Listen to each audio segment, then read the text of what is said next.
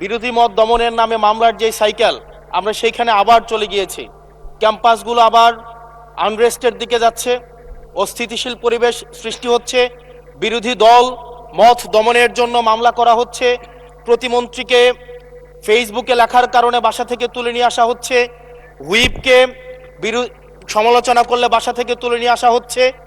আবার আমরা আগের সংস্কৃতিতে আমরা চলে যাচ্ছি, যেখানে মাননীয় প্রধানমন্ত্রী নিজে কার্টুন শেয়ার করে বিভিন্ন স্যাটায়ার, বিভিন্ন মকারিকে প্রমোট করছে, বিরোধী মতকে প্রমোট করছে। সেইখানে এই সংসদ গঠিত হওয়ার পর থেকে আজকে পর্যন্ত 9টা ঘটনা ঘটেছে, যেখানে মত প্রকাশের জন্য আজকে বাসা থেকে তুলে নিয়ে আসা হয়েছে। মাননীয় স্পিকার, আমরা মত প্রকাশের স্বাধীনতা চাই। মত প্রকাশের স্বাধীনতা আগেও ছিল, মত প্রকাশের স্বাধীনতা আওয়ামী লীগের সময় ছিল, তবে সেটা সহমত প্রকাশের স্বাধীনতা। আমরা এই পার্লামেন্টের পরে আমরা শুধুমাত্র মত প্রকাশের স্বাধীনতা নয়, আমরা দ্বিমত প্রকাশের স্বাধীনতা চাই। আমরা এখানে দাঁড়িয়ে মাননীয় প্রধানমন্ত্রীর সমালোচনা করতে চাই।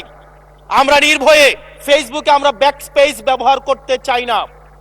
কিন্তু আবার একটা ভয়ের পরিবেশ সৃষ্টি করা হচ্ছে, আবার একটা আতঙ্কের পরিবেশ সৃষ্টি করা হচ্ছে। আমরা দেখলাম সিলেক্টিভ এক ধরনের বিরোধিতার পরিবেশ তৈরি করা হচ্ছে। আমাদের সমাজের যারা গ্রহণযোগ্য এক ধরনের পলিটিক্যালি এলিট শ্রেণীর নারীদেরকে নিয়ে যখন সমালোচনা করা হয়, তখন সেটাকে নারীদের বিরুদ্ধে এটাকে বিবেচনা করা হয়।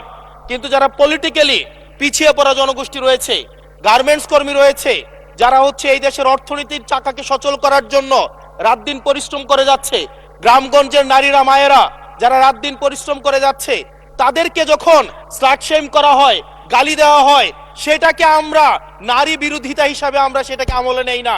এই ধরনের সিলেক্টিভ নারী বিরোধিতা করা, এই ধরনের সিলেক্টিভ নারী সমালোচনা করার যেই ধরনের প্রবণতা রয়েছে, সেই জায়গাগুলো থেকে মাননীয় স্পিকার আমাদেরকে বেরিয়ে আসতে হবে। মাননীয় স্পিকার,